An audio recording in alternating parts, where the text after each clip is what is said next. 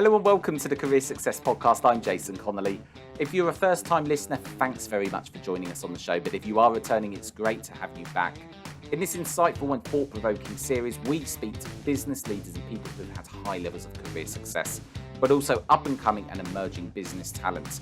Over the future episodes, we're also speaking to some #1 best-selling authors. We speak about success habits and what they do in order to ensure they stay at the top of their game. Listen and find out hints and tips to help you in the world of business. How do you set up your own business and make sure it's a success? But we'll also talk about how to drive business growth and get your company noticed. In this episode, I'm delighted to be joined by Laura DiBenedetto. She's a TEDx speaker, #1 best-selling author of The 6 Habits, and she's a life mastery coach. Laura teaches us how to create the life of our dreams without sacrificing what we love. Laura is the founder and CEO of an award-winning marketing company, Vision Advertising, located in the USA in the greater Boston area. Laura created, built and ran this enterprise for 19 years, having tremendous career success before retiring in 2018 at age 37. Over the years, Laura personally sold several $1 million in ongoing contracts, was featured in Fox News and many other programs. She's been publicly recognized for her business accomplishments and was named a 40 under 40 Forbes winner at only age 23. While Laura's career has been speckled with accomplishments and accolades, when she retired, she was simply burnt out and unhappy. After years of workshops, books and more, determined to find energy and lasting, fulfilling happiness in all areas of her life. Laura, it's an absolutely delight after that long introduction to have you on the show. Thank you for joining me. I'm really excited to chat with you. I know this is going to be an incredibly fun conversation. I could tell it already is. I could tell it already is. So, how to create the life of your dreams and the 6 habits? What an interesting book. How did this all kind of come about? You retired very young. I did. And I got to the end of the rainbow, discovered there was no pot of gold. It just was actually just a pot of misery.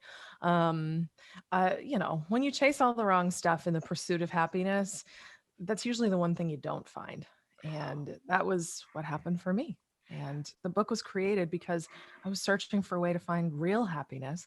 And, my dreams are going to be different from yours, but just to be a happy human. Because it said here, Laura found the answers to questions that plagued her, and so many of us, 6 of them, in fact. And you've devoted your time to sharing the lessons that you've learned. What was you chasing? That was, what was this dream that you was chasing that you got to the end of, and was it all money orientated? That it seems to be for most people. Oh, Or? yeah. I mean, so obviously you're across the pond. On this side Yes. of the pond, we like to Yeah. chase money and stuff and status and career accomplishments. And, Mm.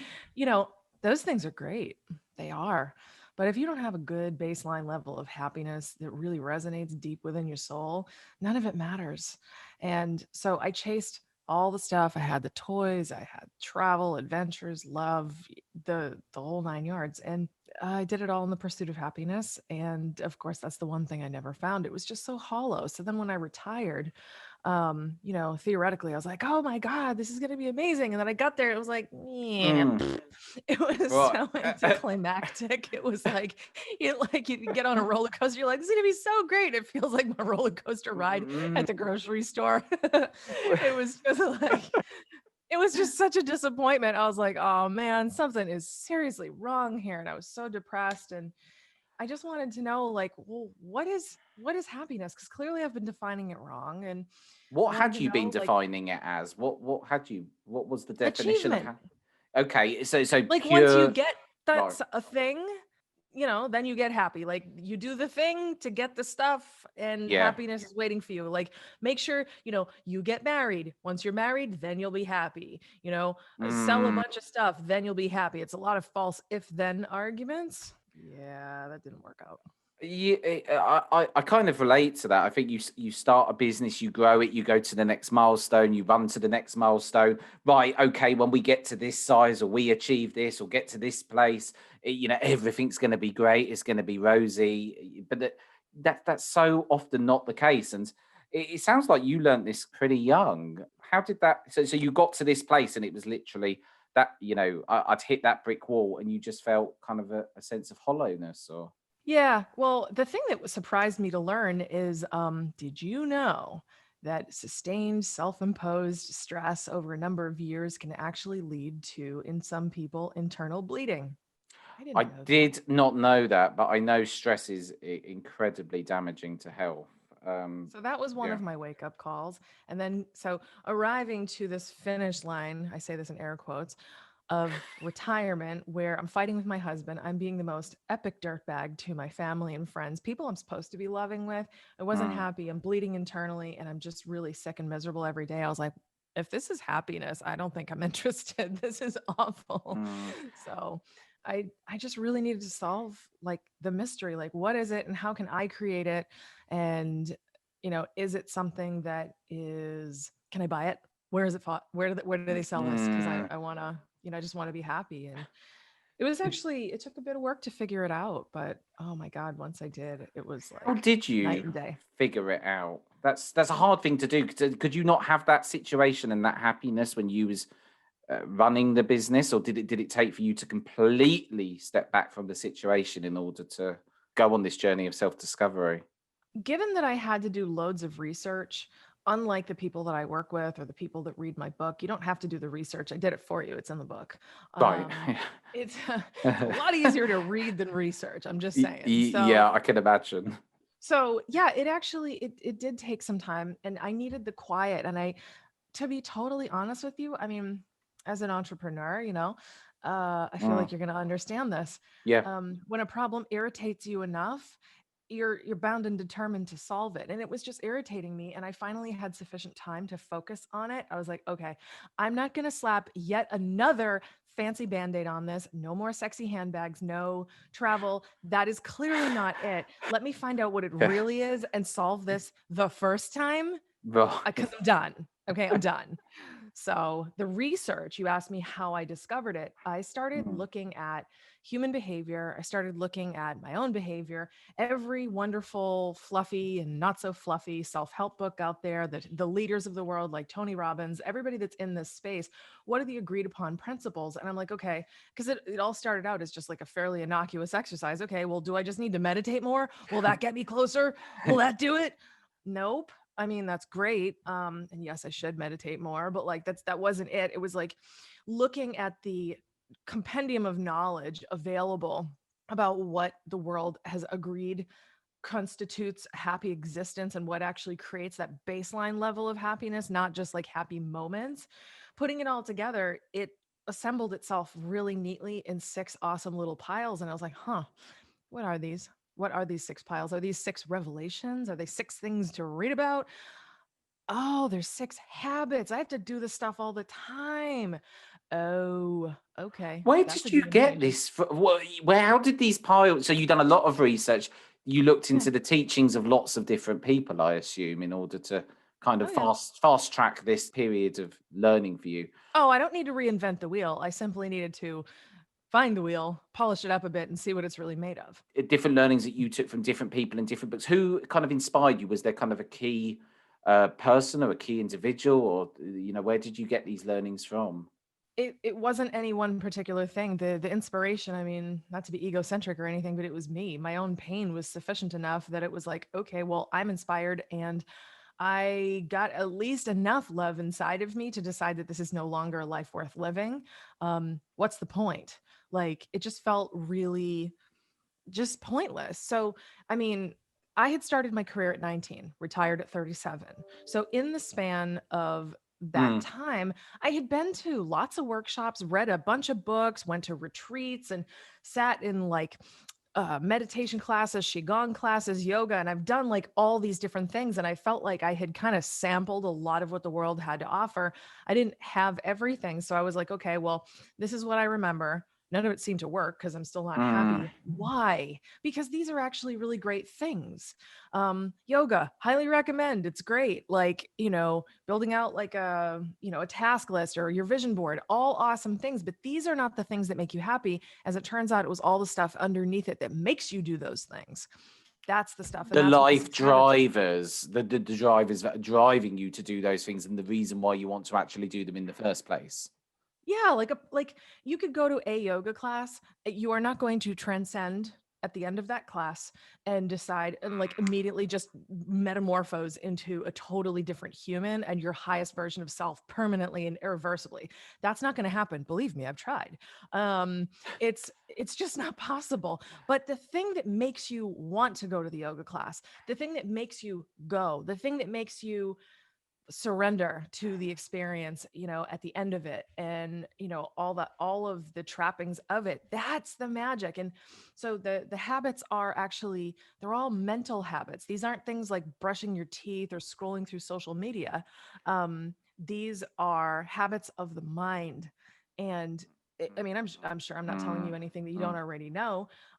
Thoughts become things. They do, and I totally agree with that. Obviously, in the book, the Six Habits, it's packed full of different information, and we're never going to be able to completely unpack this book throughout this episode. But what would you say are kind of the teachings of the book to someone that's listening to this that maybe thinks, I hear you, I'm in that situation, I'm not feeling particularly great. I'm chasing the dream, I'm chasing whatever it is that I think is in the pursuit of happiness. And I think we've all been there. I've had times in my career where, I've kind of thought, what am I actually doing this for? I've had to kind of realign what is my driver, what is still keeping me going every day. When you Yeah. kind of, at the start, it was I wanted to get into this size, I wanted to do this, I wanted to do that. And then you start going back and thinking, actually, what is the driver here? But what would you kind of say to someone about the book, and what could the book kind of offer people? And I appreciate that the Six Habits are very detailed, but can you kind of give an outline, Yeah, I'd into love it? to. I want to start with kind of like the finish line, and then I'll really kind of describe the meat and potatoes here. So the finish line is not what we think it is. It's not how to make more money. It's not how to just have a better sex life. Like all of these things are lovely, like nice things to have. But when you really become your truest, happiest self, you're the person that actually starts to question the things that you have always believed that happiness is, and you start to drop into your own real definition, not the one your mom handed you, not the one that the business world handed you, or the people that are like, oh, you need to be wearing these particular trousers because these are the ones that other people will think highly of you for wearing. You'll start being more authentically yourself and pursue the things that truly are in alignment with you, the unique human. It's liberty. Liberty Mm, is the goal. So that's the goal, that's the end. Now let's talk about the meat and potatoes. There are six habits. They're all mental habits, and largely these are our relationship with us. That's it. It's mm, not your relationship with me, it's my relationship with me. And it's the one that we usually overlook. We're not educated on it largely. um, Many of us, particularly women, are socialized to deprioritize self. And if you dare to do such a ghastly thing as prioritize yourself or your well-being, you're kind of demonized for it a little bit mm, between your mom, your your friends, the business world, etc. So these are all things that pertain to self. The six habits are kindness from yourself to yourself. These mm, are your these are your thoughts, these are your words, these are your actions and things that you do to treat yourself with kindness. And it's important that we are really, really acting out of our greatest actionable love toward ourselves. It could be just deciding to put the full fat cream in your coffee because you just love it and that's what you need. Or instead of being like, oh, I can only have skim milk, like treat yourself with kindness. Okay. And, mm. maybe don't give yourself crap. Oh, no, I gained a pound or a stone or whatever. It's like, okay, I did, whatever. Like, I'm still worthy of love. So, Yeah, yeah. kindness is so vital, particularly in the business environment, because if we're really going to soar to massive heights as business leaders or entrepreneurs or anything, you're not going to do it with any measure of success or joy, or perhaps not bleeding internally by being, you're a loser, go out there, you got to do this, you suck, you can't do this. No, that is not how it works best. So that's habit number one. It's true. I'm laughing because it's true. It is.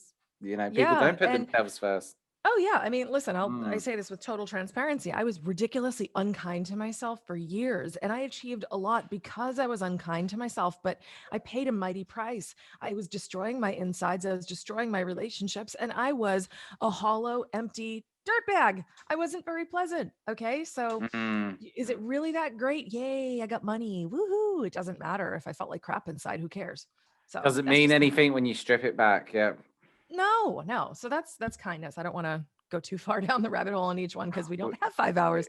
Um, so the next habit is acceptance. Acceptance is it's like sisters with kindness. Yeah. It's how we feel about ourselves. Mm, So acceptance and kindness go hand in hand. What, acceptance is how you feel about yourself. Kindness is how you act on that feeling.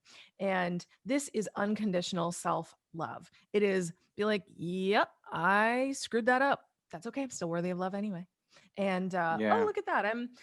I have a gigantic zit on the end of my nose. Whatever. I still deserve love. It doesn't matter. I'm still great. And it's just this overwhelming Mm, feeling of mm. belonging, acceptance of where you are in the world and your right to be here and take up space. Yeah. Yeah. No, very true. Third habit, gratitude. I'm learning a lot. I'm loving it, Laura. I could talk to you for hours. Yay! Well, we'll have to I'm do that when we're sad, but the done. habits are flying through so quickly. But look I at me. have read I part could of go the on. book. I have read it, but I haven't managed to get the full way through it in any great detail yet. Mainly because I'm probably not being too kind to myself because I haven't given myself the time to read over recent weeks. Again, Well, another habit, another listen. right? The thing about the six habits Mm, is like habits are things we do unconsciously all the yeah. time. And like the way these really best work is when you regard all of these things as actually a lifestyle. And Mm, you're always checking in with yourself and just seeing where you are and how do I yeah. feel today and what do I need and is one of my habits slipping? Like I'm like hyper vigilant about these things for myself. All right, you ready to talk about the third habit, I'm gratitude? ready. Hit me with it, Laura. Let's go. Yes, boom. Okay. So gratitude is, being grateful, but it's being grateful beyond what we typically think of. Many people have started to write out these wonderful little lists before bed of 10 things that they're grateful for that day. That is awesome. And it's just the beginning. The kind of gratitude I'm talking about is the whole lens that you look at your entire life through, particularly the crappy stuff and particularly the stuff we take for granted. Like, this is the most insane thing in the world, but like sometimes we need to be grateful for the things that like we really, really take for granted. And I had a good giggle with my publicist the other day about this because we were talking about fingers and how I'm so grateful that fingers have bones in them. Can you imagine trying to type if there were no bones in these little flappy, like, meat things, just It like would on be the end of our horrendous. It would be hands? absolutely horrendous. So, like, just the absurdity of being Yeah. grateful for the fact that bones exist, Mm. it's something we always take for granted. How many people do you know are like, I'm so grateful that bones exist, or I'm so grateful for indoor plumbing? My God, it's great having a toilet. Meanwhile, once upon a time, someone at some point was so grateful for the invention of indoor plumbing. What we take it for granted. I don't want to crap in the woods. I like using a toilet in a bathroom. It's true. It's so true. So, I mean, it's kind of a crass example. I apologize, but this is the whole point. If you can Mm. look for the things that you always overlook, if you look for the things that suck, like I'm an abuse survivor. I say thriver. That fits better. I'm an Uh, abuse thriver. I overcame that stuff and punched the adversity right in the face, and I'm mm. so grateful for what it pulled out of me. Do you think that it's taken a lot of adversity for you to find out these lessons? Because, if you hadn't been through those crud times in your life, do you think you'd have got to this place where, you've found this kind of inner happiness? No, I don't. I'm very grateful for every crappy moment, every terrible circumstance I went through, because they all revealed certain things inside of me and also certain ways that I could look at the world. Because, it's so easy to fall into victim mode, but I get sick of Yeah. myself pretty quickly and I get tired of like, oh, woe is me. I just get sick of myself when I'm in that state. And I can only Yeah. take it for just so long. It's like, you ever like feel really depressed and you're like sitting up in bed and you've got the ice cream and you're just like sitting there with your blanket, like, and you've got your wine and you're just pouting at the world. You're like, I'm a victim. And that's all there is to it. Right. And you're feeling so self-righteous in that. Usually after about 3 hours of that, I'm like, "Ugh, I'm done. I can't do this. Yeah. Like I can smell myself rotting right now. I gotta move. I You got to can't. get onto a different frequency. You've got to change that way you're thinking. Yeah, I mean, we just need to take responsibility for our own well-being. And I tried so many times over the years to do Mm, it. And one of the best tools was actually gratitude, because it's easy to look at a situation where you're victimized at the hands of an abuser or a terrible client. Lord knows I've had plenty of those, or someone that yeah. screwed me on the raw end of a business deal, like, or I lost a contract, or like whatever. The list just goes on and on and on. If you take it, if you look at everything in Exactly. that way, yeah, you do Exactly. well. It's so easy to get caught in Mm. that. So we're sort of flying through time here. We were up to listen number 4, Laura. So, habit number 4 is the habit of presence. And anyone with ADHD, like myself, will tell you that's a tricky one. Put down your phone, stop worrying about the past or the future, like just be in this moment. It's really, really hard. And the thing about presence is, largely we're so distracted by the news, the impending doom of the world, the upcoming elections, oh my God, COVID, blah, blah, blah. We're really robbed of the joy that's in this particular moment. So just real quick, what mastery looks like when we are present is the world could be on fire around us, but as long as we're okay, we have the power to say, this moment is a good one. I'm Mm, going to live in this one. And who yeah. cares what else is going on? So, habit number 5 is the habit of goodness. Think of this one as just simple math: good energy in, bad energy out. Ever have a toxic conversation with someone that's weighing you down like a ton of bricks? That Mm, that's mm, got to go. You got a yeah. client from hell, it's got to go. You got a business dealing where you're being wholly disrespected, it's got to go. You're sitting there with the news and social media all day long where if it's free, you're the product. It's got to go. What you Mm, need to add: more time with loved ones, be in nature if you can, like whatever things that add good to your life. Sometimes, I mean, shoot, for me, I could just sit with like a cup of tea, a blanket, my cat, and watching old Golden Girls episodes. I like those things. I'm very old inside. So if you add good to your life, whatever your version of good is, and this doesn't mean like self-care, honey, go get your mani and pedi. If that's what your thing is, go for it. But if your thing is sometimes sitting down and building a business, then do it. It doesn't matter what the good is as long as it really feeds you, and take away the things that are constantly starving you. So mm, that's goodness in a nutshell. The great. final habit is the habit of intention. Intention is knowing the who, what, where, why, when, and how of what you want and making it happen through incremental action, no matter how small. And it's so overlooked. Oftentimes in business, I can't tell you how many times I got overwhelmed, I got intimidated, I got scared, I got freaked out. I can't do this. But you know what?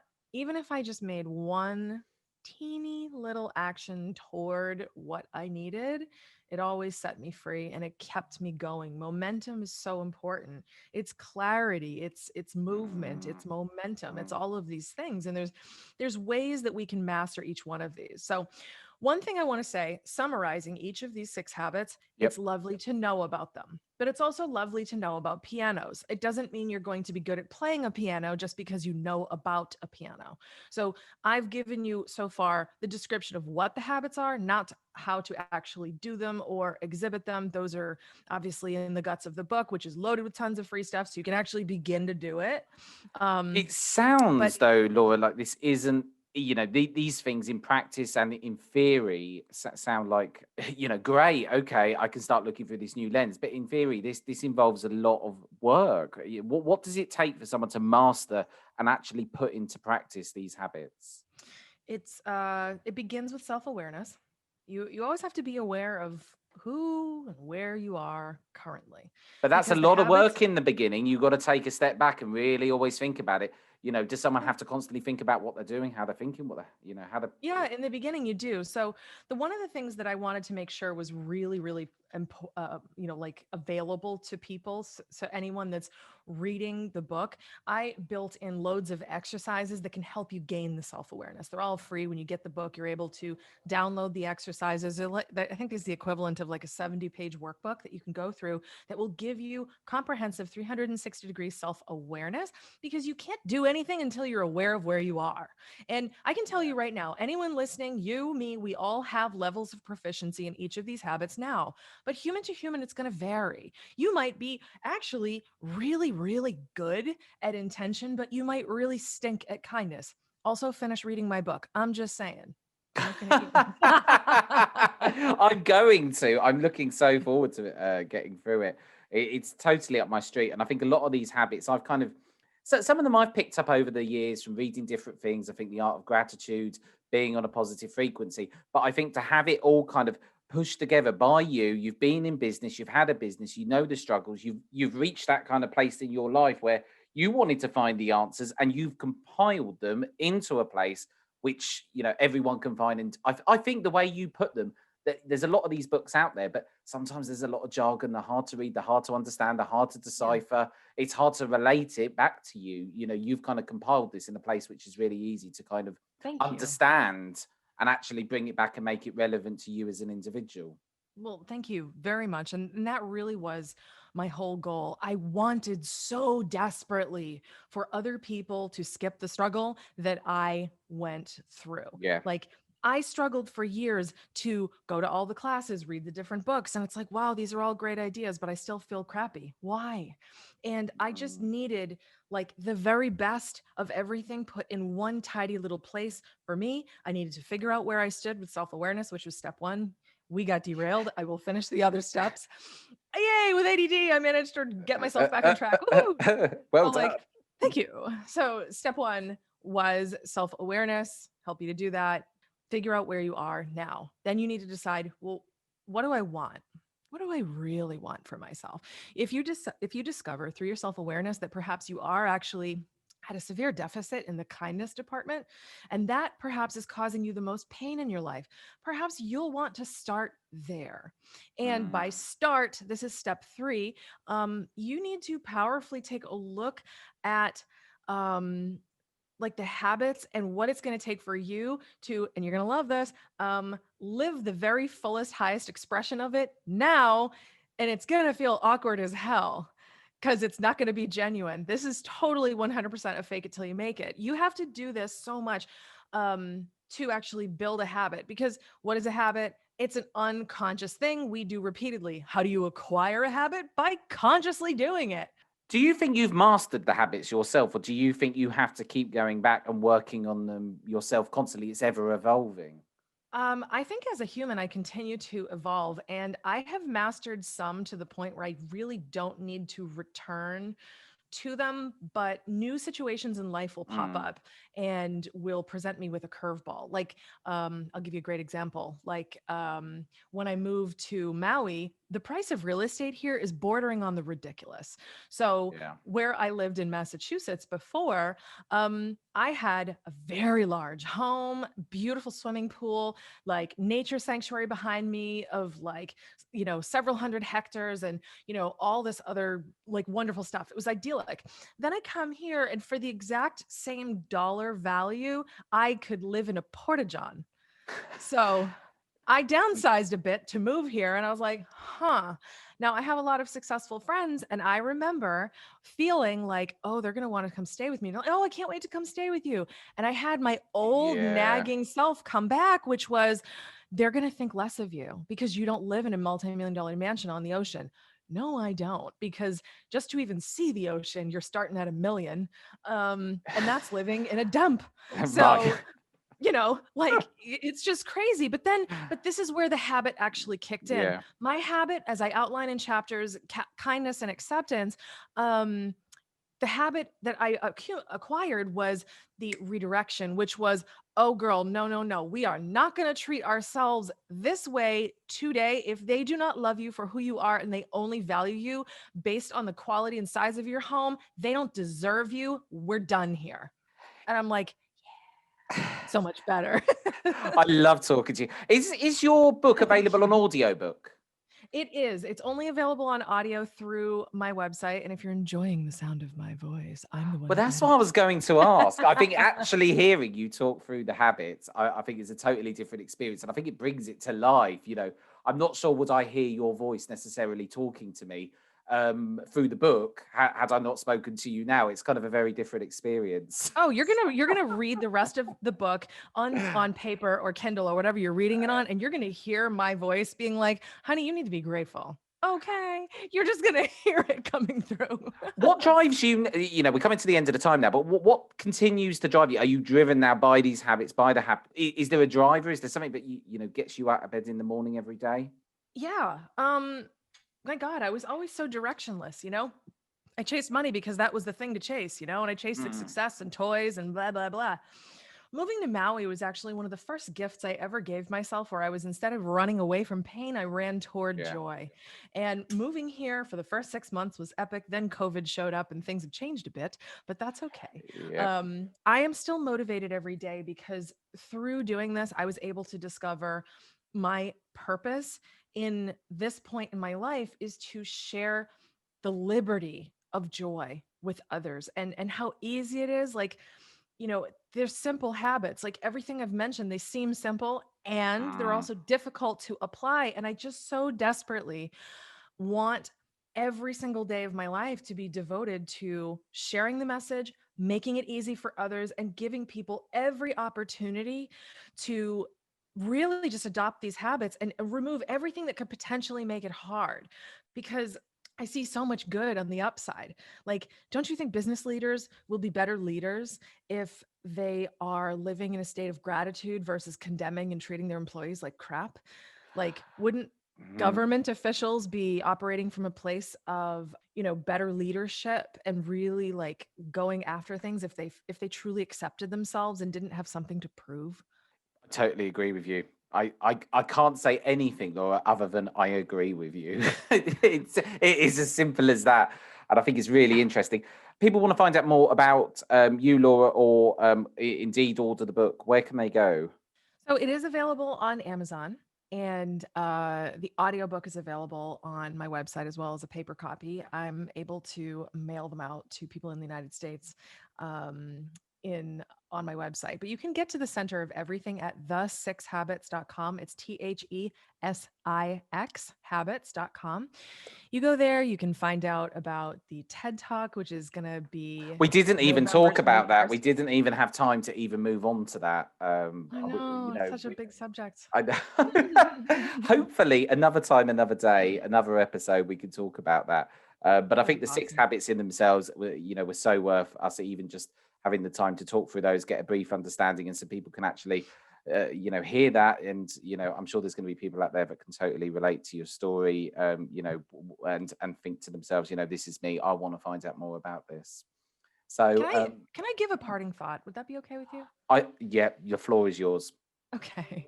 So the parting thought I really just want to leave everybody with is there is no prerequisite to doing this work. As long Mm. as you are alive and you have a pulse, you can do this work. Even if you are trapped in a wheelchair, you can do this work, because this is all the work in the mind.